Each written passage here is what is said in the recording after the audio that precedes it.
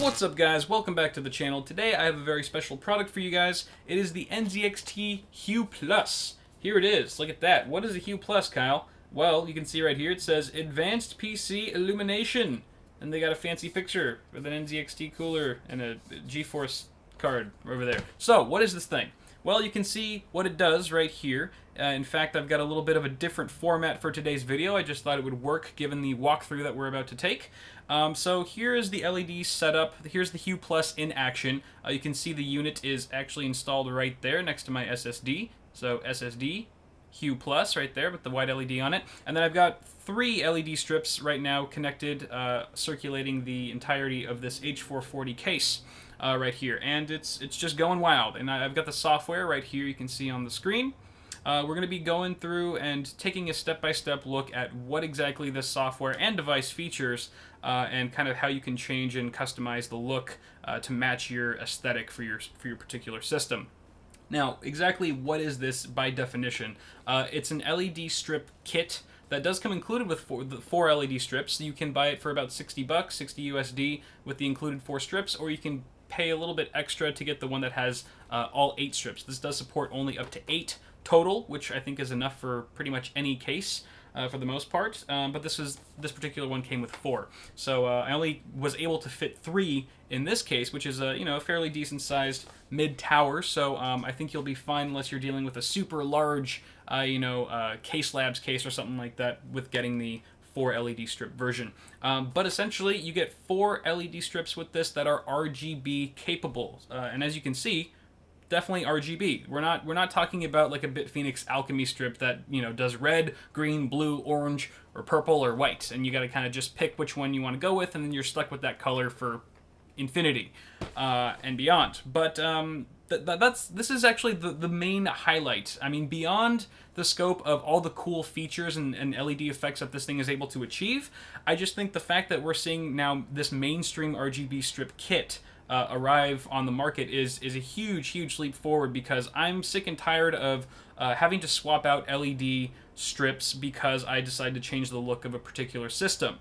It also limits the functionality of that strip. I've got 3 LED strips that in my box back here that are red, and I can only use them when I'm going with a red or somewhat red color scheme of a build, which is very limiting. So this kind of allows you to reuse it and repurpose it for different builds in the future, older builds that or your current build that you want to change the look of every so often, however often it may be.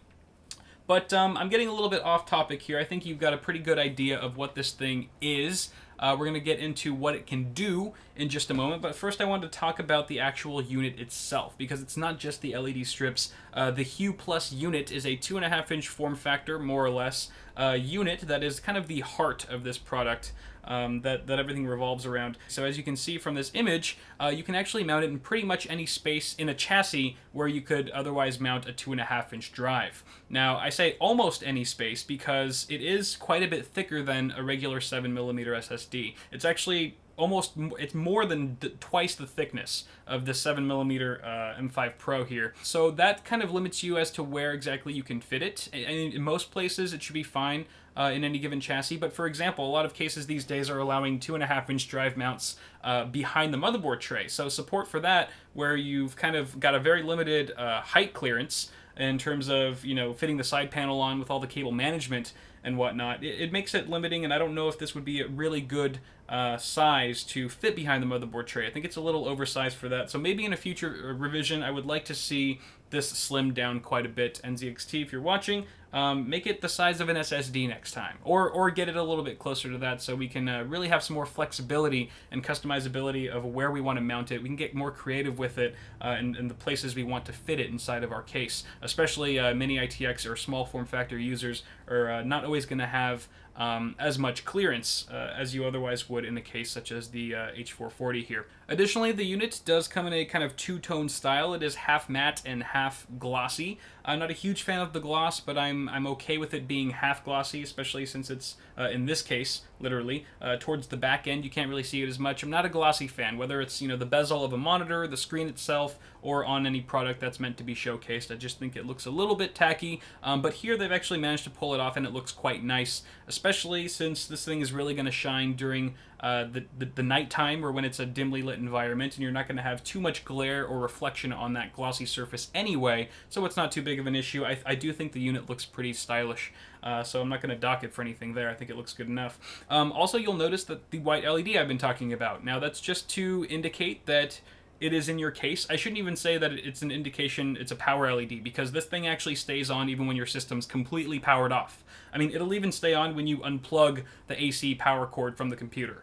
No, I'm just kidding. It doesn't do that. That'd be terrifying. But yeah, you can turn the system off completely, and the white LED stays on, which some people might not mind at all. Some people might hate it. So that's just something to be aware of, especially if you're going to have it on display in your side panel window, bleeding through your side panel window, as is the case right here. Now, what I thought was really odd and kind of interesting, and a little bit disappointing, quite frankly, is that you can't actually turn the LED off at all, whether it's, a switch on the back or something, or you're within the software. It just has to stay on. But even more than that is that you can't change the color of it. It's just fixed in that white color. So I thought that was kind of a disappointment, just because this is really a product that revolves around tailoring the look and the customized feel of your system. And I just felt, since you can do all these fancy things with the LED strips themselves in terms of, LED effects and whatnot, I thought, it would just make sense for you to be able to customize the white LED there. But unfortunately, that's not the case. Hopefully, again, in a 2 or 3.0 model that later down the line, we see some adjustability for that. Now, on the back of the unit itself, you do get a few ports, including a DC power port that does connect to a Molex power cable from your power supply. They do include all of the necessary plugs and cables to get this thing up and working, to power it on. It comes with a DC to Molex adapter. It is 5 volts. You just plug it in. You're pretty much ready to go. It also has a mini USB port that leads to your motherboard, a USB 2.0 port on your motherboard, and that's just to allow it to communicate with the CAM software, which is NZXT's in-house software that controls this whole system. And then finally, on the back of the unit, you get 2 channel ports. Each of these channels are capable of hosting up to 4 LED strips, giving you support for a total of 8 LED strips altogether. Why don't we talk about the LED strips themselves? Because there's been a lot of questions in regards to how they mount to the case and things like that. These ones in particular, they are magnetic and adhesive. They are both. So you get the 3M backing adhesive that you can peel off and stick it pretty much to any case, regardless of the material. And then you also have built-in magnets for steel cases. Obviously, this isn't going to work on aluminum, but about the magnets, I think the magnets are a bit weak. They're on the weaker side. They do work, they are functional, but something as slight as the weight or the angle of the channel connector that the LED strip actually connects to, that can drag the magnet away from the case and can pull the strip down. Even the connectors themselves for the LED strips, I wish there was a magnet inside of those. It's kind of just hanging there unless you have some way to adhere it to the side panel or the back of your case or the front of your case, wherever you're mounting it. Bitphoenix does this really well. They have built-in magnets into their Alchemy 2.0 strips, their magnetic line of LED strips, which works out beautifully. And I think NZXT could take a page out of the Bitphoenix's book in terms of just finding a way to secure these cables down a bit more. So that would be my one critique there. But that's pretty much all I have to say about the LED strips. Again, we're going to talk about how they look later on. So now let's make our way over to the NZXT CAM software, which is really the driving force or the beating heart of this device and what really makes it tick. So here it is right here, this window above my head. The first thing I noticed is that the window itself is not resizable. It's pretty much at this fixed size, which I think is really annoying because there's a lot of information here, a lot of good information, especially when you're trying to configure your LEDs. I keep having to scroll up and down to, look at certain settings or adjust certain things. And it would have just been easier if they'd allow you to just stretch out the window just down just a few pixels more, and it would have been ace. But unfortunately, that's not the case. That being said, there are certain things about this software that I do like. It is very functional. It's smooth. It does lag every now and then when you're adjusting certain settings. For example, when you hit save changes, sometimes the button doesn't turn gray right away, making you think that you haven't actually clicked it, nor does the color picker always. Now, of course, now that everyone's watching, it is completely flawless and there's no lag whatsoever, but I did experience a little bit of slowdown from time to time when I first started using it. Nothing detrimental though, so that's good.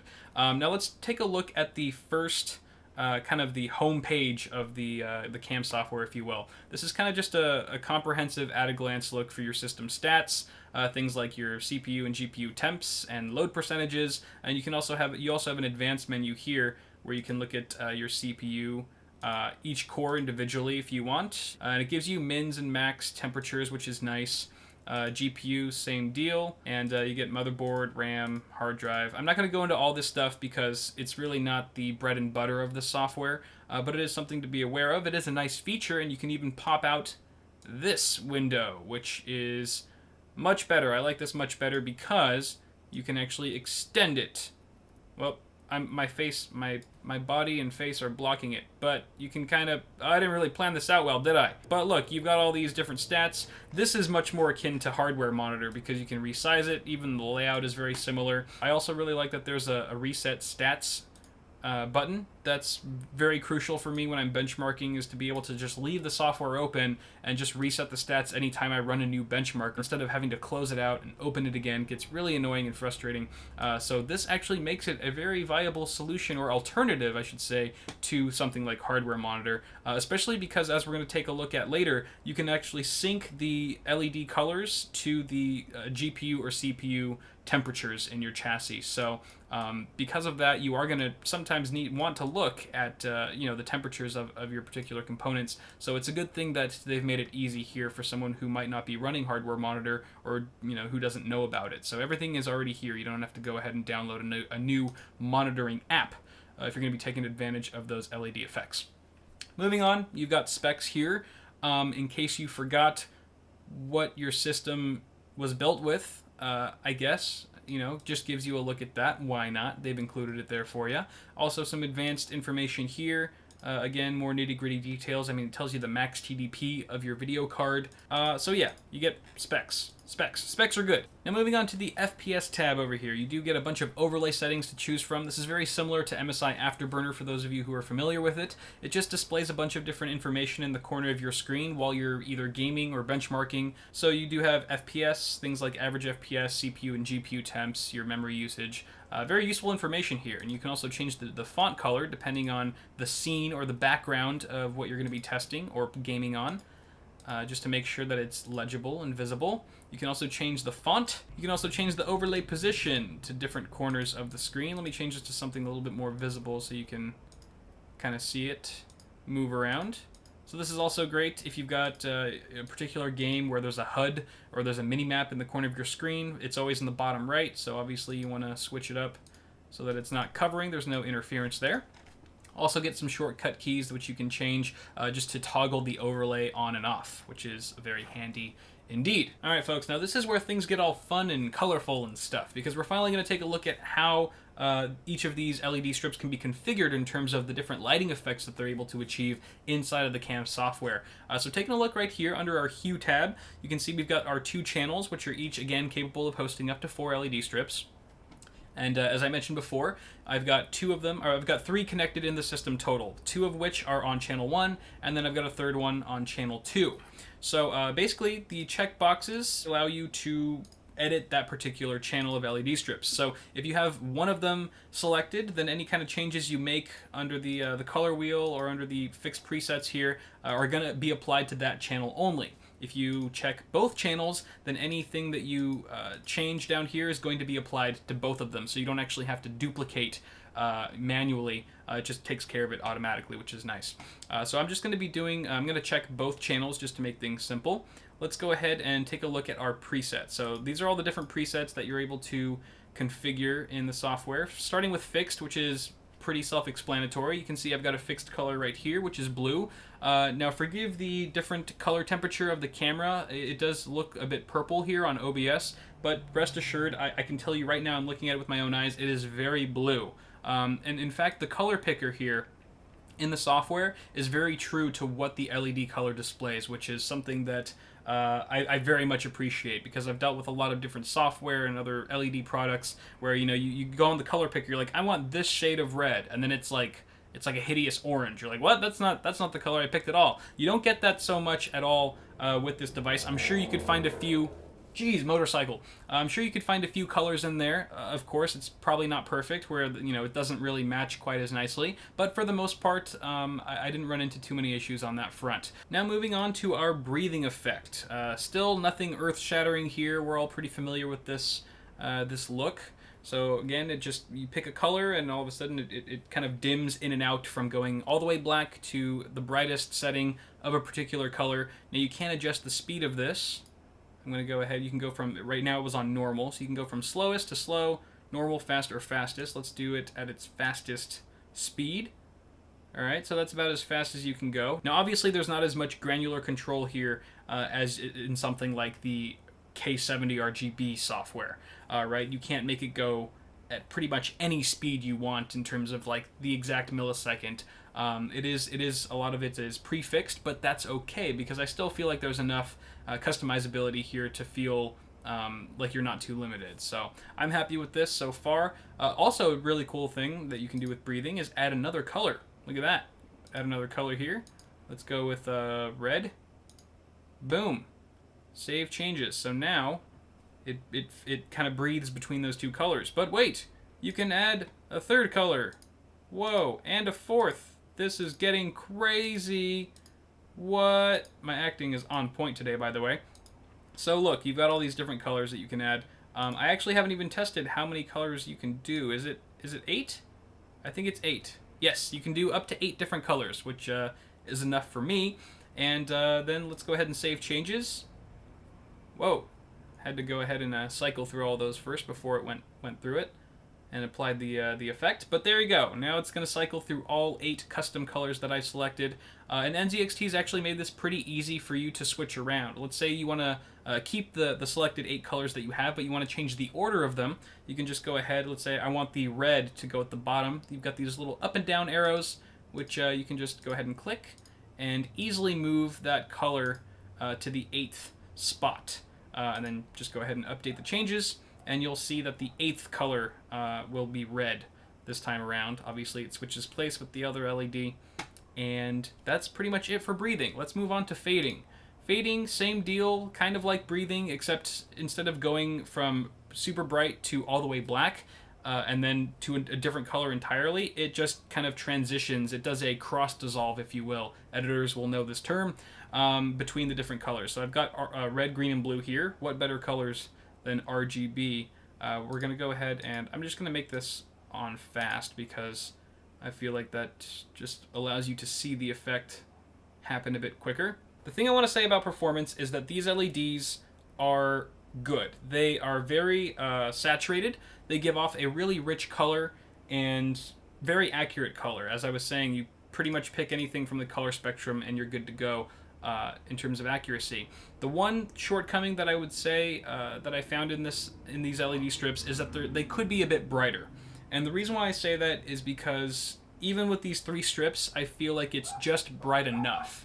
I would have to add a 4th or maybe even a 5th LED strip to feel like it was really bright and intense. Like the Bitwit strips, I will say, are brighter than these ones, or at least they seem that way. And okay, Kyle, well, you can actually install up to 8 LED strips, so why does that matter? Well, it matters because first off, you have to buy more LED strips. It's going to cost you more money to get that level of brightness that you want. And also, not every case is going to be able to house up to 8 LED strips. You might be dealing with a smaller form factor case, or even this mid-tower, which can only really fit 3 of them comfortably. And then you're kind of limited in terms of brightness on that end. So there is no brightness adjustment inside of the software. This is especially important if you're dealing with a side panel window that's tinted. For example, you might want to have a brighter LED to make up for that tint on your side panel window. So just looking out for everyone, just so you know, again, it's not a deal breaker. I wouldn't say that they're too dim. I'm saying that it would have been a plus had they made them a little bit brighter. That's pretty much how I feel about that. But that's not to say that they are not super rich and saturated, and they do have a beautiful color to them.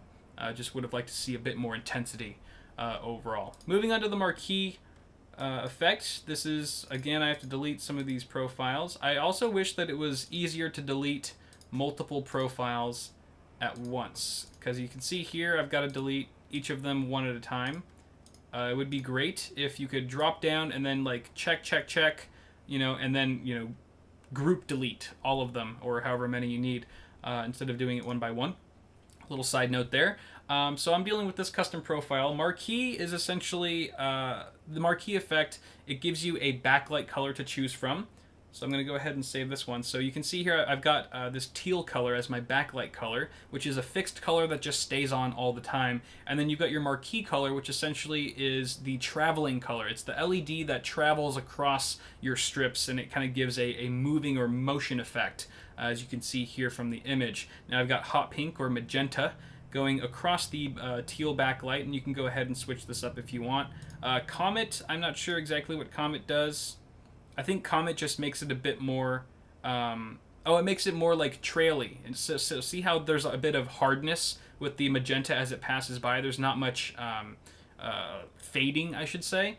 The Comet gives you a bit more of a fade as it goes across the backlight, which I think is a nice effect. You can also change the LED group size. I've got it maxed out right now to 10. So 10 magenta LEDs pass at a time. So that kind of gives you a longer comet, if you will, or a longer trail. And you can reduce that all the way down to 2.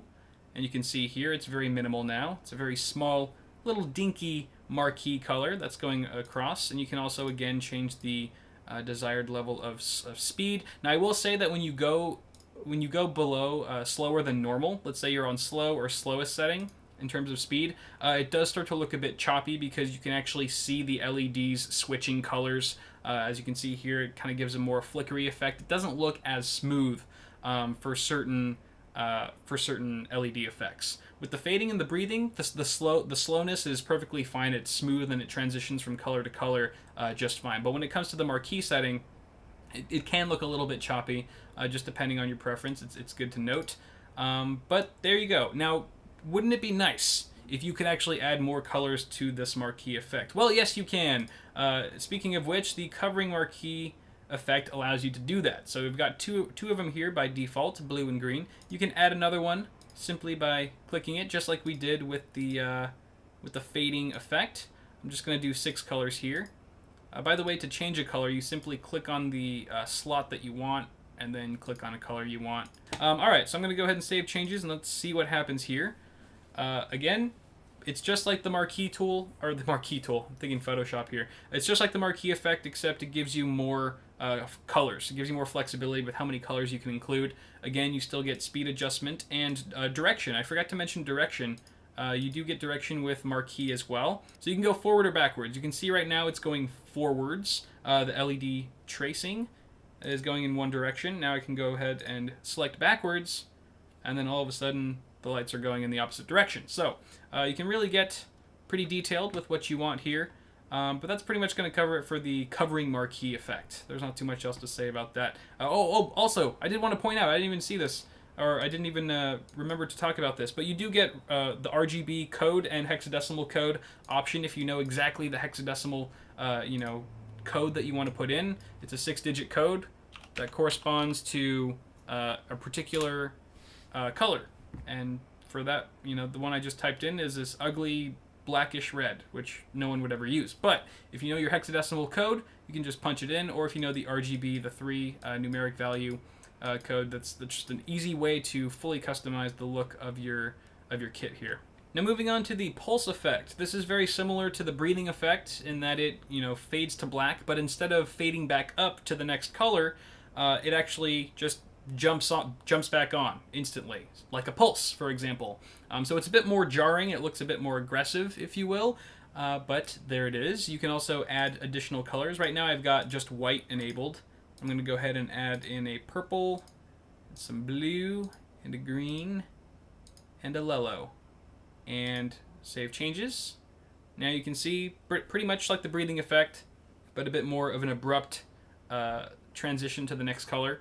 It just cycles through those 4 colors. I kind of picked Easter colors. That's kind of funny. And again, you can adjust the speed here as well.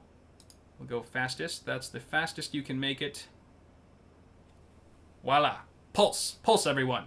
Moving on to the spectrum effect. This is probably one of the coolest LED effects that you can make with this device, in my opinion. It's very similar to the covering marquee effect. In fact, you can actually replicate this, I'm pretty sure, with the covering marquee effect, except the spectrum wave effect just already includes every, or allegedly every color on the spectrum with the effect. So it's just a wave. It goes through. It cycles through all the colors. It's really smooth. The transition is just beautiful. It is much nicer looking in person than the video does it justice. It's just a really beautiful effect. Obviously, again, with the spectrum wave effect, there is no tuning to be done. It just kind of takes care of itself.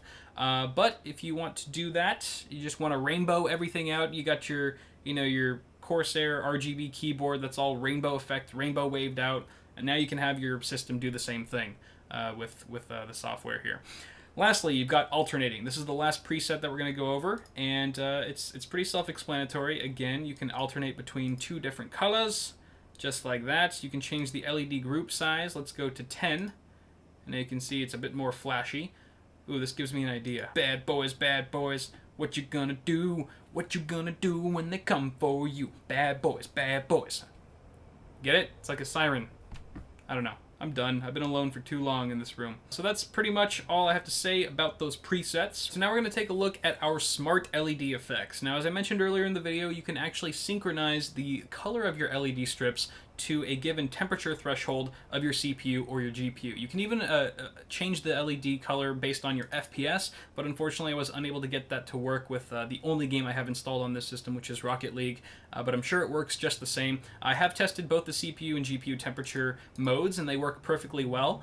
They do function exactly the same though, so I'm only going to show you the GPU temperature one. You can see right here you've got these temperature zone colors. So you've got a corresponding color for every temperature threshold for the GPU here. So the cooler it gets, the bluer the LED strips get, and then the warmer the chip gets, the redder or hotter the LED color. And of course you can adjust all of this. You can make it turn green if it's super cool or whatever, what have you. Actually, if you see right now, you can see that the LED color is a bit more on the purpley magenta side, which means we're residing right about anywhere from 50 to 60. Obviously we're not at 70 degrees yet, but right here it says we're at 58, and that's right about where we see ourselves on this color zone. But we're going to go ahead and fire up Unigine Heaven 4.0 and see if we can put a load on it. And then we're just going to see if the LEDs do in fact change color as the temperature of the chip inside of this 390X warms up to that threshold. Let's go ahead and see. It looks like it already changed. So we're fast approaching 70 degrees Celsius. So close, in fact, that we are seeing a very red hue now with the LED strip. So that's basically how that whole ordeal works. I was a bit... I guess there could have been more smoothness in the transitioning of colors. It kind of just seems like it just hops from one color to the next as soon as it hits that temperature threshold. In my head, I was kind of expecting the colors to seamlessly transition from one to another, very much like the fading effect that we saw earlier. But instead, it kind of just abruptly changes to the next color, which doesn't look as cool in my opinion, but it does offer a nice at-a-glance indication of how hot your system's running. So very cool effect nonetheless. And I think that's pretty much all I have to say about the smart custom profiles. Now moving on to the custom tab here. This is where things can get really custom. What you can do here under this tab is you can adjust each individual LED and make them whatever color you damn well please. So for example, you can change each one by one. Let's say you want your first LED on each strip to be red. You want the second one to be purple, and then the third LED to be blue. Now you notice that when I click on one LED from channel 1, it automatically selects the corresponding LED from channel 2 strip as well. However, it does not select the corresponding LED on the second strip in channel 1. So you have to do that manually by holding Control and selecting it, just like that, and then you can go ahead and make the adjustment to all those LEDs. Which I mean, it's a bit of an inconvenience, but it's nothing too horrible, I suppose. So let me just go ahead and finish changing the colors. So I'm on the fixed mode right now. I'm going to go ahead and save changes. And now you can see my crazy, ugly, effed up color scheme that I've just implemented into the chassis. Looks very horrible and hideous. You can also do a breathing effect. So I'm going to just leave these same LED colors here. Breathing effect, save changes, and that basically just does the same thing, except it breathes now. And you can change the speed, although it doesn't allow you to go very fast. You can only go slowest, slow, or normal. It's already pretty slow on normal, so I'm curious as to why they didn't allow you to go any faster than that. But you do get pretty much uncompromised customizability and flexibility here in terms of what colors you can paint your system with this effect. And finally, our last LED effect tab that we have here is audio. Now you can see it says it's in beta, so I'm not going to knock it for not functioning all that well, because it doesn't. It's really probably my least favorite feature as it stands right now. Now, that's not to say that with a patch update they could fix some of the issues, but what I found is that it just doesn't work as seamlessly as I would like it to. By the way, I should probably explain what this is. It synchronizes the LED colors and the pulse of your LED strips with music or audio coming from your desktop environment. So if you're watching a YouTube video or you're playing music from Spotify, you can sync it up and kind of give like an EQ effect, if you will. However, in the beta, as it stands, it does not give off that EQ, that really cool EQ vibe where things are, going perfectly in sync with the music. It just seems kind of weak, and I do have some B-roll shots that I'll overlay so you can get an example of that. But you probably also want to hear the audio that was overlaid while that LED effect was going on. So I'm going to shut up for a second. You can go ahead and check it out and have a listen to see what how it performs.